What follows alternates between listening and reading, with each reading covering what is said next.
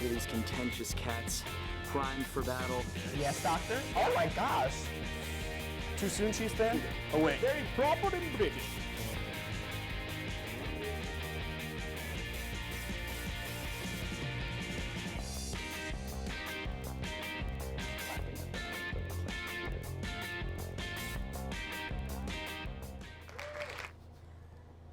Why, hello and welcome back to another exciting edition of Ames Tonight.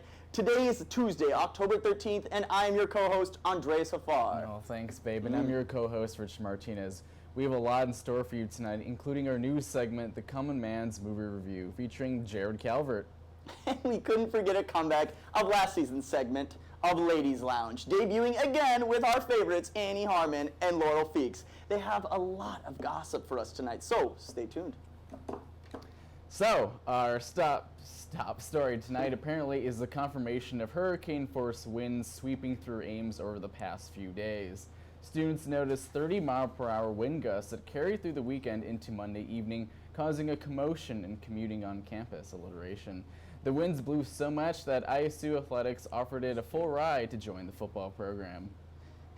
I know you think wind just blows, but listen to this. The first Democratic presidential candidate debate is happening right now, tonight. So tune in to see your semi-favorite whatever person do the politics thing on TV.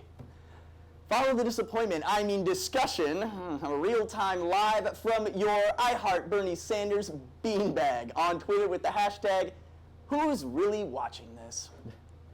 Since we assume you already live under a rock, in case you didn't know, Chick-fil-A is coming to Ames with their grand opening tomorrow, Wednesday morning. That's right, your first chance to clog your arteries is only a few hours away at 6:30 a.m. But luckily that hasn't stopped a handful of poultry-loving Christians. That's right, Richard. The grand opening of Chick-fil-A is indeed a national celebration. The company invites the community to line up outside of its doors the day prior to a grand opening called the First 100 Giveaway. For 24 hours, the first 100 customers lining up in front of Chick-fil-A before it opens gather like the second coming of Jesus for a chance to win food and salvation from the Lord and save you for a full year. The right-wing company has some dark meat when it comes to official rules because you must stay in line for the opening. Literally for 24 hours if you want to claim the grand prize. Ideally, the rule is in place to ensure that you don't break prayer and no one gets back cutsies, so everything is fair and peachy keen. But alas, your futile is rewarded with 3 meals for a year, including a sandwich, fries, a medium drink, and a Remington rifle to persecute the gays and the dinosaurs if successful. Kids' meals and children 12 under, however, come with a less cool toy, a copy of the New Testament that was found on Central Campus somewhere. If you're feeling violated, good. Iowa State wants to, good. Wants you to know, Iowa State wants you to know you could receive a $5 gift card to something unimportant if you took the campus climate survey on sexual assault. The results of the report have been out for a little over a week, and what the survey concluded, the Iowa State Daily reports, were a high percentage of claims of sexual assault on women and non-heterosexual males, about 37% and 22% respectively at ISU. The shocking numbers have drawn attention from various organizations like the Cat Center for Women and the LGBTQ Student Alliance to take action. While mitigating sexual assault has been the priority of the ISU administration, top advisors have suggested to put an end to the thirsty posts on Yik Yak asking to cuddle or Netflix and chill. They also recommend to never give out your Snapchat or your Kik for upvotes to anonymous strangers. Well, that is all we have for now, but stay tuned after the break. We are joined with Matt and Taylor for more of your nightly news. Remember to always make the wind give you consent, eat some chicken, and we'll see you next time. You're watching Ames Tonight.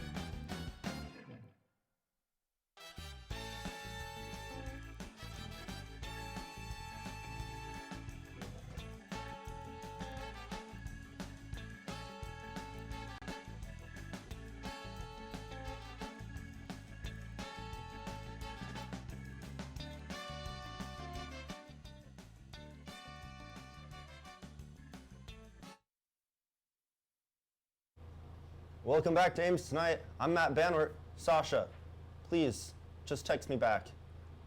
And I'm Taylor Claybon. This is the Nightly News. Good to be here.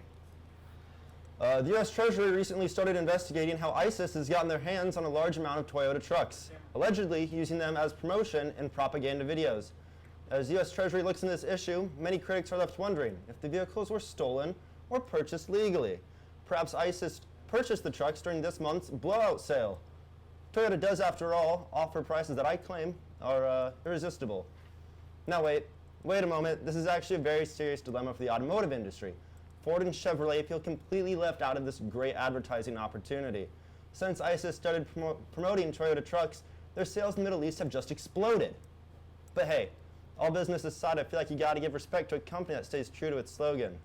But when Toyota promises, let's go places, I think the rest of the world just hope they didn't mean ISIS. As of today, Planned Parenthood announced it will stop accepting reimbursements for fetal tissue donations.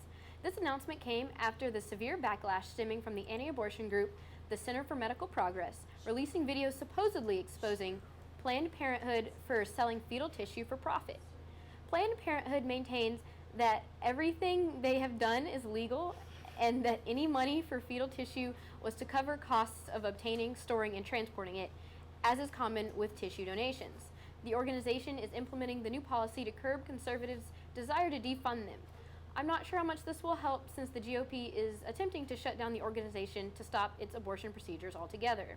They also apparently want to stop cancer screenings, which account for 3 times the amount of procedures as abortions, and STD and STI testing treatment, which accounts for 14 times the amount. This week, the Rock and Roll Hall of Fame released a list of candidates to potentially be inducted. Some nominees include the NWA, Janet Jackson, and a whole list of artists that no one under the age of 40 really cares about. Playboy announced it is going PG-13. The magazine will no longer contain the fully nude women it became famous for. Why is the magazine changing their ways? Well, solely for business purposes. In 2014, Playboy revamped their website to make it more work-friendly. It removed nudity so that the articles could be read in a wider variety of places. After this, Playboy saw a jump of 258% in their unique visitors, and the average age of viewers dropped from 47 to 30. A reason for this is that social media sites tend to censor nudity, and without it, Playboy can be more places. Playboy's policy is sad news for anyone who has never heard of the internet. That's disappointing. A new camera company named Light introduced a new camera that's hitting the shelves. Light features a camera with 16 different lenses on it that users are able to take 16 images at once. The camera company claims it's an attempt to disprove the notion that no, it's not the camera that's adding 10 pounds. And you're well aware of it, aren't you? Basketball season is only 34 days away here at Iowa State. The athletics department is treating students to an amazing deal, $5 basketball tickets. These tickets are to games that occur during university breaks. However, anyone who will still be here in Ames or the Des Moines area should definitely take advantage of this amazing deal. Games include Chattanooga, Compton State, Texas Tech, and Baylor.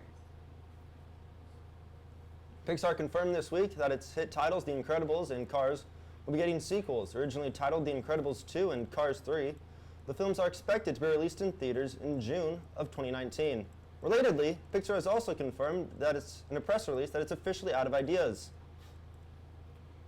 That's the news you needed to hear.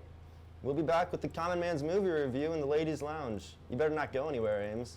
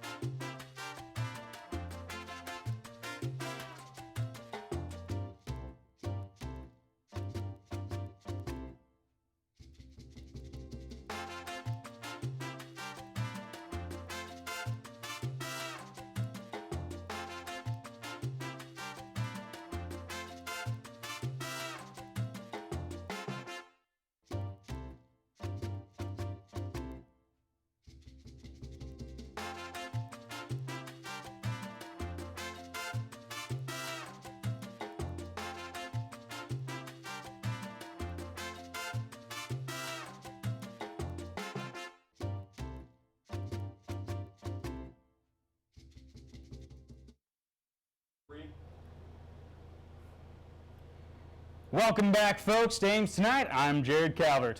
And I'm Laurel Feakes, the Laurel Feakes. Thanks for sticking with us.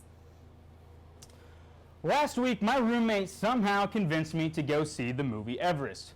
Now, to me, watching a movie about climbing a mountain sounds as exciting as listening to Taylor Mankle swoon over the Chicago Cubs. I mean, seriously, Mankle. But I saw the movie anyways, and it had some great actors such as Josh Brolin, Keira Knightley, and Jake Gyllenhaal. So I decided, why not? So this week's movie review is about the movie Everest, which is based on a true story.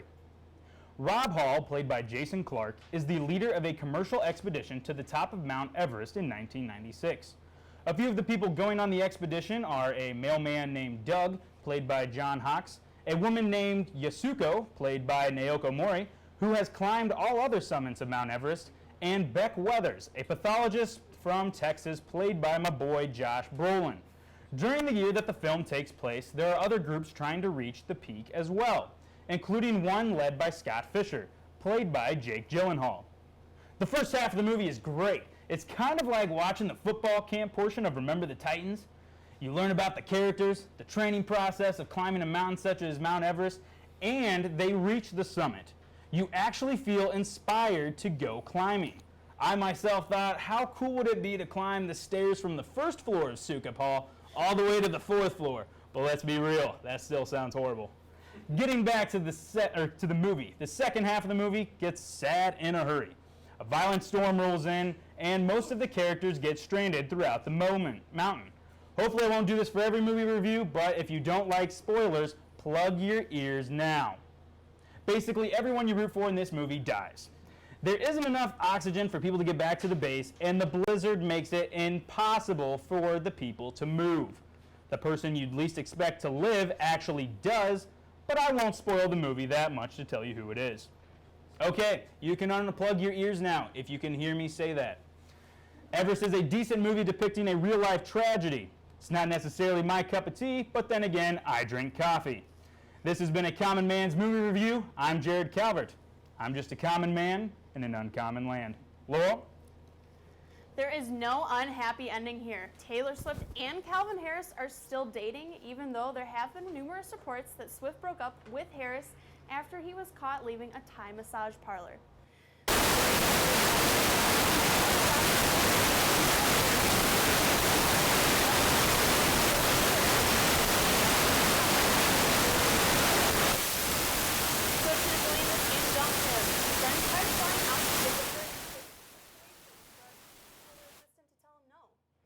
Seems a little ridiculous, right? Well, that's because it is. Radar and OK have taken down their stories reporting on the matter. The How Deep Is Your Love DJ even tweeted out, "It's not going to be a happy ending for everyone I sue for defamation for character for all these BS stories. Bye-bye." Swift's best friend Selena Gomez even commented on the matter saying, "I think I would have found that out when she was on SiriusXM's Andy Cohen Live." Swift even favorited Harris's tweet seconds after it was sent out, proving haters gonna hate, hate, hate, hate, hate. And look who decided to join us. It's Annie Harmon. Good evening, Laurel. What? Chrissy Teigen and John Legend are expecting their first child together. Teigen is 3 months pregnant and shared this special announcement on her Instagram. "John and I are so happy to announce that we are pregnant. As many of you know, we've been trying to have a baby for a while now. It hasn't been easy, but we've been trying because we can't wait to bring our first child into the world and grow our family. We're so excited that it's finally happening. Thank you for all of your love and well wishes. I look forward to all the belly touching." Teigen has revealed that she's struggled with fertility issues in the past, and on the new Tyra Banks show, Fab Life, where Teigen is a co-host, she said that we would have 5 kids 6 years ago if it had happened. But my gosh, it's been a process. Congratulations, Chrissy and John. Setup for the Dustin Lynch concert started bright and early last Tuesday. Students involved with Sub helped put together the stage and concert area for Lynch's concert that night. Setup started at 8 a.m. and ended right about 11. Concert took place in the Hanson Agricultural Learning Center in the Marvin J. Walter Alpha Gamma Rho Arena. They expected upwards of 2,500 students to attend the concert. Now, everybody was super excited to see Dustin Lynch, and the show was packed. Show was absolutely packed with students dressed in their best flannels and cowboy boots. Opening artist Brett Young did a fantastic job with warming up the crowd with his California-inspired country jams. When it was time to bring Dustin out, there was a rave-style opening, and students were dancing and singing all night long. It was definitely one hell of a night. What a wonderful evening. Thanks for joining us. Be sure to turn in next week when Andreas and Richard go to White Castle, the Common Man watches Fox News, and Mankel tries ballet dancing on Sassy Sports. Good night, Ames.